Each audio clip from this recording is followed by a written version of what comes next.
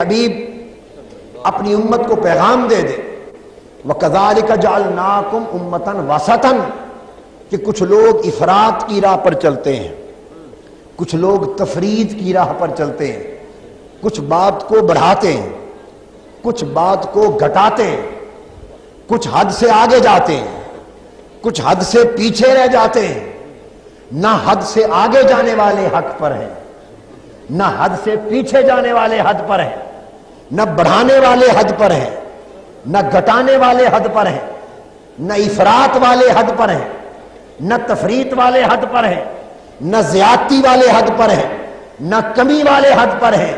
اے امت محمدی، تمہیں حق پر قائم امت بنایا ہے، اور امت محمدی کی شان یہ ہے کہ جعلناکم امتاً وسطاً، تمہیں درمیانی امت، اعتدال والی امت، توازن والی امت بنایا ہے۔ اور امت مصطفی کی شان یہ ہے کہ یہ کسی امر میں نہ زیادتی کرتی ہے نہ کمی کرتی ہے، نہ حد سے آگے بڑھتی ہے نہ حد سے پیچھے ہٹتی ہے۔ جو حد اللہ اور اللہ کے رسول نے قائم فرما دی، مصطفیٰ کی امت اسی حد پر جیتی ہے، اسی حد پر بڑھتی ہے۔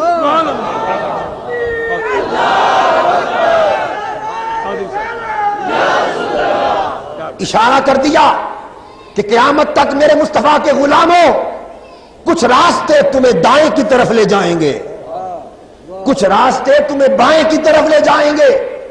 کوئی کہے گا میں دائیں بازو والا ہوں، کوئی کہے گا میں بائیں بازو والا ہوں۔ یہ آخرت کے بازو نہیں ہے، اہل الیمین اور اہل الشمال نہیں، دنیا کے دائیں بائیں۔ فرما دو میرے پیارے، امت مصطفی کی شان نہ دایاں بازو ہے، وہ امریکہ کی طرف جاتا ہے، نہ بایاں بازو ہے، وہ روس کی طرف جاتا ہے۔ امت محمدی تو درمیان کی سیدھی راہ پہ چلتی ہے، وہ گنبد خضرا کی طرف جاتا ہے، گنبد خضرا کی طرف جاتا ہے۔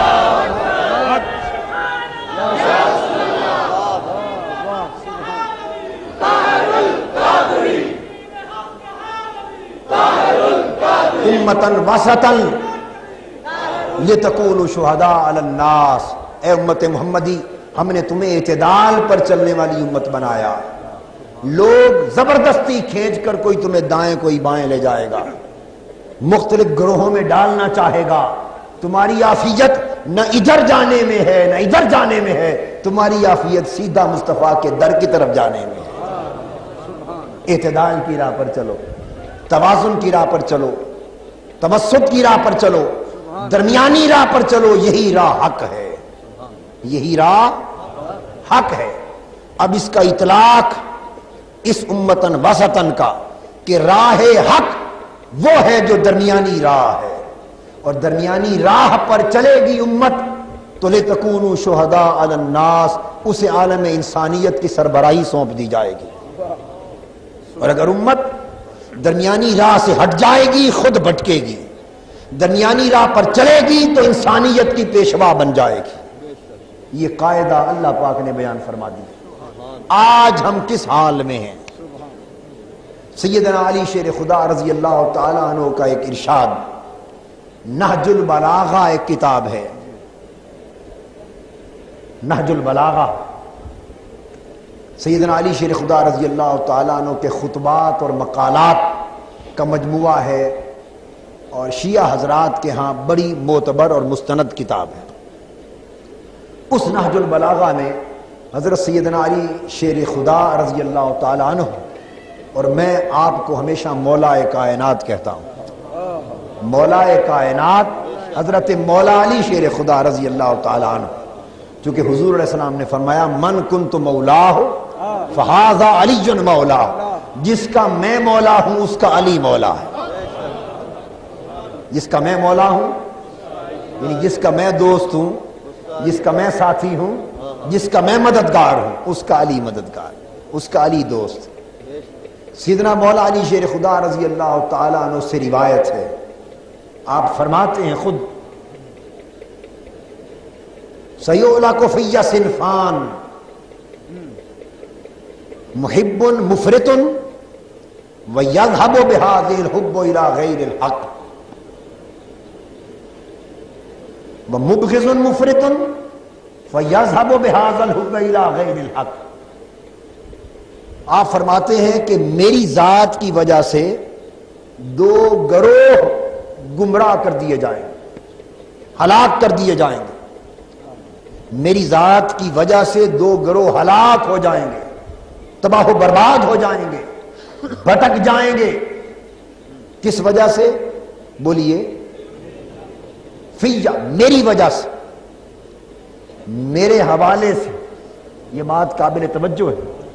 میری نسبت سے، میرے نام پر اور میرے حوالے سے دو گروہ ہلاک ہوں گے، تباہ و برباد ہوں گے۔ پہلا گروہ کون سا؟ محب مفرط، وہ گروہ جو میری محبت میں حد سے بڑھے گا، میری محبت میں حد سے بڑھے گا، افراط کرے گا، اور اس محبت میں افراط کے باعث حق کی راہ کو چھوڑ جائے گا، گمراہ ہو جائے گا۔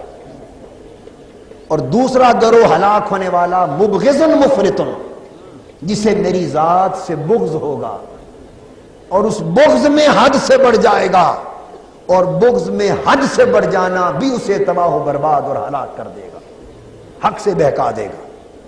تو گویا سیدنا علی شیر خدا رضی اللہ تعالی عنہ نے علامت بیان فرما دی کہ میری ذات کو اللہ اور اللہ کے رسول نے معیار ہدایت بنایا ہے، معیار ہدایت بنایا ہے کہ جس کا عقیدہ میری نسبت درست ہوگا وہ اہل ایمان ہے، جس کا عقیدہ میری نسبت درست ہوگا وہ اہل ایمان ہے۔ اور جو میری محبت میں افراط کرے گا، اور افراط کا معنی یہ ہے کہ مجھے یوں مانے گا کہ میرے آقا کے دوسرے صحابیوں کا انکار کر دے گا، یہ افراط، جو کہے ہم صرف حضرت علی کو مانتے ہیں اور حضور کے باقی غلاموں کو نہیں مانتے، اور میری تعریف یوں کرے کہ ان کی برائی کرے، اور مجھ سے محبت کرے ان سے بغض کرے، مجھے مانے انہیں نہ مانے، اور مجھے بڑھائے اور انہیں گھٹائے۔ جو میری نسبت یہ کرے گا وہ گمراہ ہوگا۔ اور دوسرا طبقہ اور گروہ جس کے دل میں میری نسبت بغض ہوگا، جس کو مجھ سے محبت نہ ہوگی اور مجھے گھٹائے گا اوروں کو بڑھائے گا، مجھے نہ مانے گا دل سے اوروں کو مانے گا، اور میرا نام سن کر اس کے دل کو خوشی نہ ہوگی، میرا نعرہ سن کر اس کے دل میں تنگی ہوگی، اور میری بات اسے پسند نہ ہوگی، اور مجھے کوئی مولا علی کہے گا اس کے ماتھے پہ شکن آ جائے گی، جسے میں پسند نہ ہوں گا وہ بھی برباد کر دیا جائے گا، ہلاک کر دیا جائے گا۔ یہ معیار عطا کر دیا امتن وسطن کی تعریف میں، تفسیر میں۔ اب دیکھنا یہ ہے، ایک طرف قرآن اور اس کی تفسیر میں حضرت مولا علی شیر خدا رضی اللہ تعالیٰ عنہ کا فرمان، اور قرآن نے کہا کذالک جعلناکم امۃ وسطا، اے امت محمدی تمہیں افراط اور تفریط، بڑھانے اور گھٹانے سے بچ کر اعتدال کی راہ پر چلنے والی امت بنایا ہے۔ اور حضرت مولا علی شیر خدا نے فرمایا کہ کچھ لوگ وہ ہوں گے جو مجھے بڑھائیں گے، کچھ وہ ہوں گے جو مجھے گھٹائیں گے۔ تو فرمایا، پوچھا گیا حضرت تو حق پر کون ہوگا؟ فرمایا وہ لوگ نہ مجھے بڑھانے والے ہوں گے نہ گھٹانے والے ہوں گے، بلکہ اعتدال پر ہوں گے اور کثرت کے ساتھ ہوں گے، ان کے ساتھ چلنا وہی اہل حق ہوں گے۔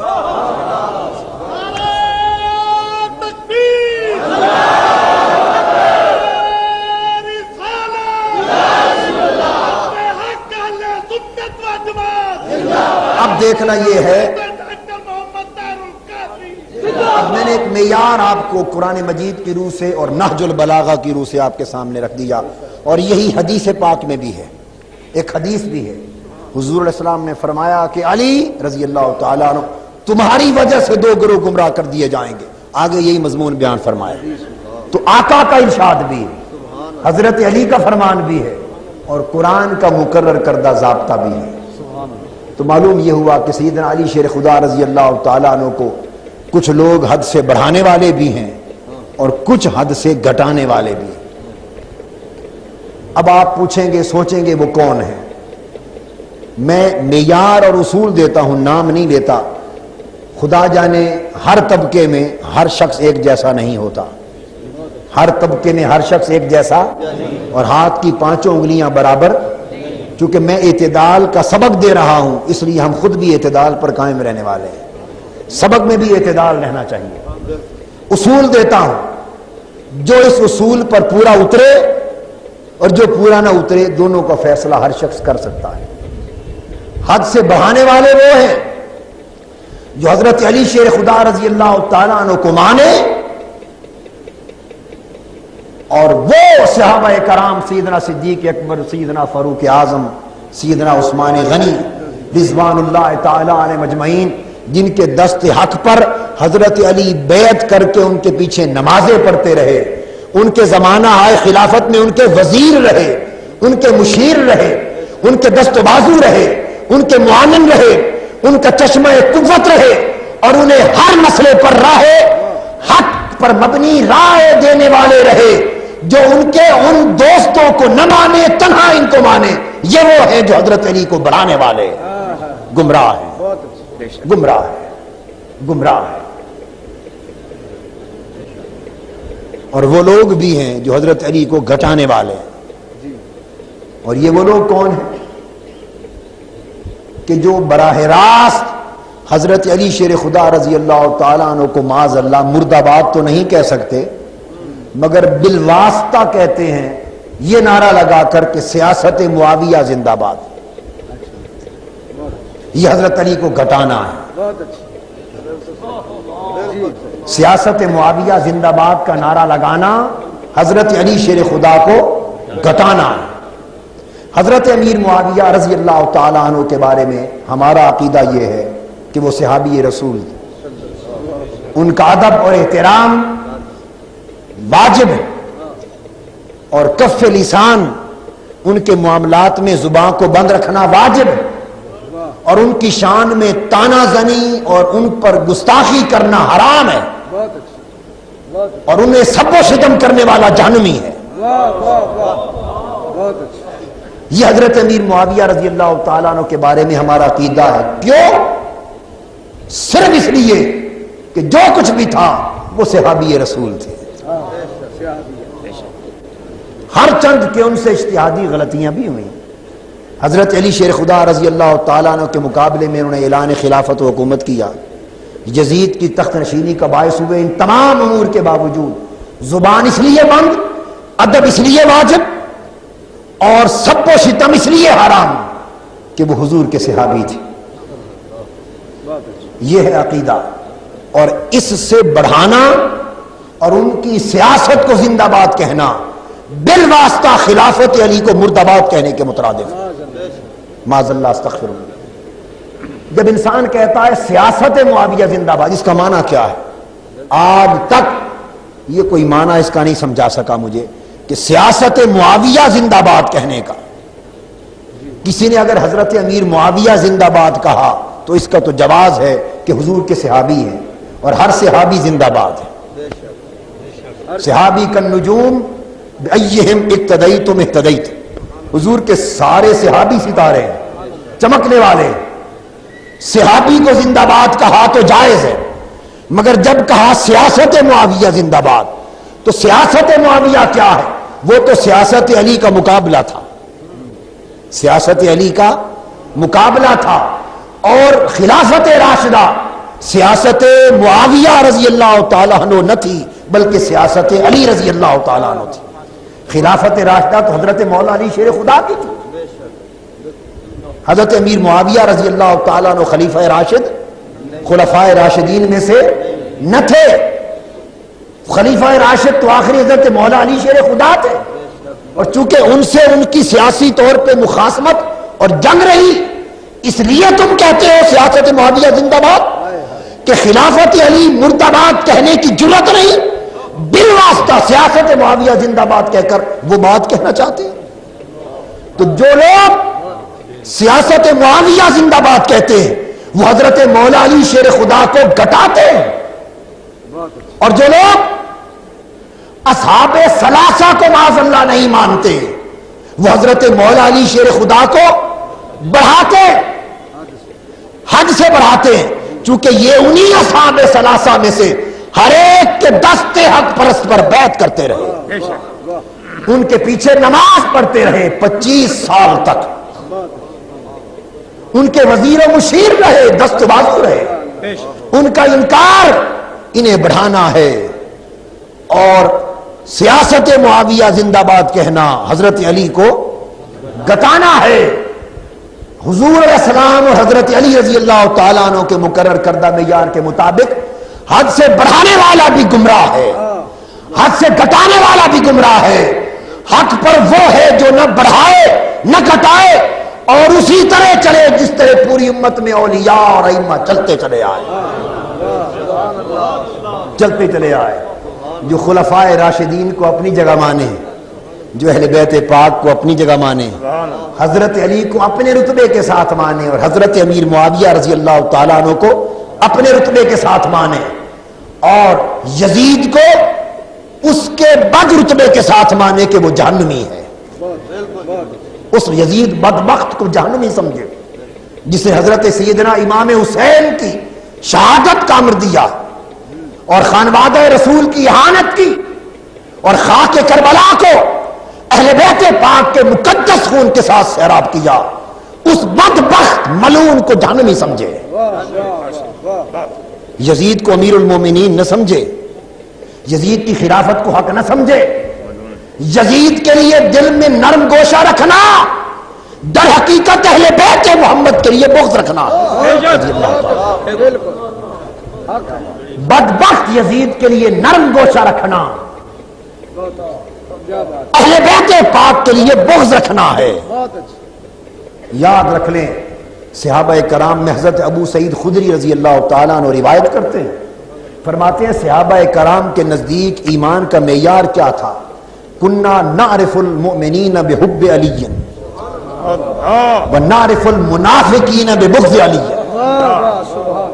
ہمارے نزدیک مومن اور منافق کی پہچان یہ تھی، جسے علی سے محبت ہوتی اسے مومن سمجھتے، جسے علی کے ساتھ بغض ہوتا اسے منافق سمجھتے۔ جو صحابہ کرام اور اہل بیت پاک دونوں کے عقیدے میں اعتدال رکھے وہی حق پر ہے۔ میری بات سمجھ رہے ہیں؟ آج اعتدال کی راہ سے امت کو ہٹایا جا رہا ہے، اعتدال کی راہ سے امت کو ہٹایا جا رہا ہے، اور قرآن نے کہا تھا اگر عالم انسانیت کی پیشوائی چاہتے ہو تو اعتدال کی راہ کو نہ چھوڑنا۔ یاد رکھیں کہ حضور نبی اکرم صلی اللہ تعالی علیہ وآلہ وسلم نے ارشاد فرمایا، حدیث پاک میں ارشاد فرمایا، من احب اللہ احب القرآن ومن احب القرآن احبنی ومن احبنی احب اصحابی وقرابتی، او کما قال صلی اللہ تعالی علیہ وآلہ وسلم۔ آقا نے فرمایا کہ سن لو، جو اللہ سے محبت کرتا ہے وہ اللہ کے قرآن سے محبت کرتا ہے، جو اللہ سے محبت کرتا ہے وہ قرآن سے محبت کرتا ہے، اور جو قرآن سے محبت کرتا ہے وہ مجھ سے محبت کرتا ہے، اور جو مجھ سے محبت کرتا ہے وہ میرے صحابہ اور اہل بیت دونوں سے برابر محبت کرتا ہے۔ من احبنی احب اصحابی وقرابتی، جو مجھ سے محبت کرتا ہے وہ میرے صحابہ سے بھی محبت کرتا ہے اور میری اہل بیت اور قرابت سے بھی محبت کرتا ہے۔ آج اس امت کی بدقسمتی کہ بعض لوگ فقط محبت صحابہ کا دس دیتے ہیں اور لوگوں کو بالواسطہ غیر شعوری طور پر محبت اہل بیت سے دور کر رہے ہیں، اور کچھ لوگ فقط اہل بیت کی بات کرتے ہیں اور حب صحابہ تو درکنار ادب و تعظیم صحابہ سے امت کو دور کر رہے ہیں۔ نادانوں، تم میں سے دونوں دین مصطفیٰ کو ٹکڑے ٹکڑے کر رہے ہو۔ یاد رکھو، صحابہ کی محبت بھی محبت مصطفیٰ سے ہے، اہل بیت پاک کی محبت بھی محبت مصطفیٰ سے ہے۔ اگر تاجدار کائنات صلی اللہ تعالی علیہ وآلہ وسلم مبعوث نہ ہوتے تو ابو بکر صدیق اکبر نہ ہوتے، عمر فاروق اعظم نہ ہوتے، عثمان ذی النورین نہ ہوتے، اور علی شیر خدا نہ ہوتے۔